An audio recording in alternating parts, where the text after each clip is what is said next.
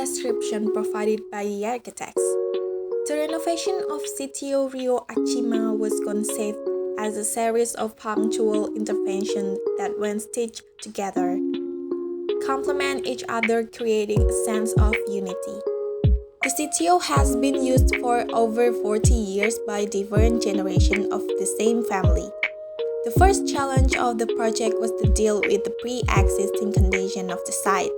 The site's complex had very disparate construction, made in different periods of time, and all of them carried sentimental value to the clients.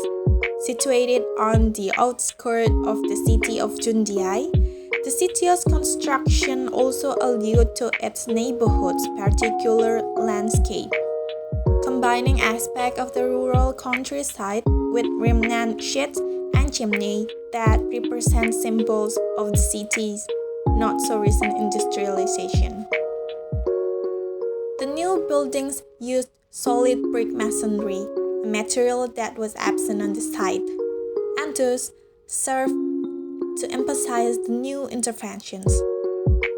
This choice of materiality is inspired by the abundant brick kilns of the surrounding area. The brick also bears the mark of the arrival of the first factories and railway structures in the city, such as the crooked bridge, Ponte Torta.